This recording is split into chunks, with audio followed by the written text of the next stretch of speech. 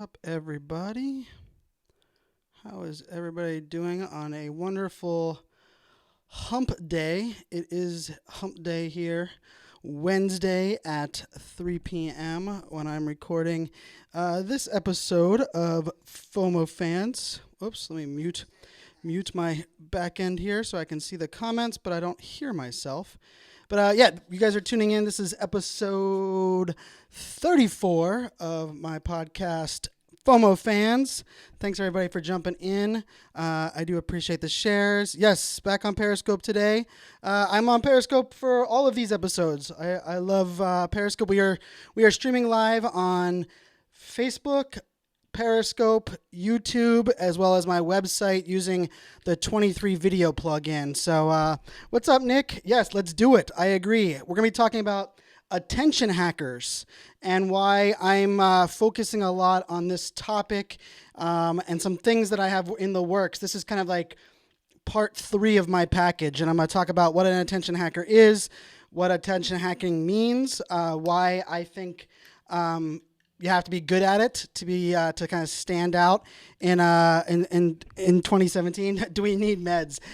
No, I did take my medicine, so I am good to go, and I have a brand new Monster Energy drink that was just opened.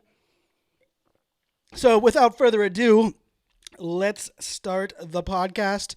As always, it's available in iTunes, which is the #1 podcasting search app, as well as Auto Radio, which is my favorite podcasting app. It's where I listen to all of my podcasting apps, or my podcast that I subscribe to, which is a ton. But I enjoy that app a lot. It's available on all your platforms, so check them out. So let's get into the show. As always, I will see your comments, and I will engage, and I will share as we go throughout. So it should be a lot of fun. Welcome back to another episode of FOMOFanz. My name is Brian Fanzo, better known as iSocialFanz. And hopefully we're going to do a little bit of curing your FOMO today. I'm excited. This is episode 34, and the title today is Why Attention Hackers Own the Digital World. And I'm excited to be broadcasting, of course, live, as I do for all of these episodes, on Facebook Live, on Periscope, on YouTube. So if you want to check it out, watch one of these episodes live, make sure to subscribe to any of those channels, whichever one you feel is the best for your attention. And it is iSocialFanz, of course, on all of the networks, because consistency is extremely important. But I wanted to talk today about attention hacking. And it's really part 3 of my package, or my delivery on what I believe you have to do in 2017 and beyond to not only stand out, but to leverage digital in your business, for your personal brand, and even for your employer, if you're an employee of a company. You know, one of the things I talk a lot about is, my first phase was really think like a fan. And think like a fan, for what think like a fan was, and think like a fan meant to me, was that, when people ask, what kind of content should I create? Or how can I leverage live video? I would always tell them, well, think about your fans. Think about what you would love to see. And the origin of Think Like a Fan actually went back to my good friend, Lauren Teague, who used to be head of social for the PGA Tour.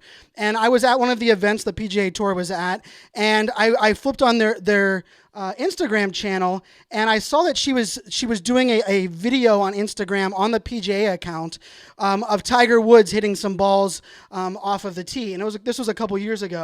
And I remember thinking, man, you can tell Lauren is a fan of golf, because she went and gave us a perspective and gave us access to something that we couldn't get anywhere else, because she's a fan of the sport. And when someone asked me, why I loved following the PGA, is because I was like, well, because they think like a fan.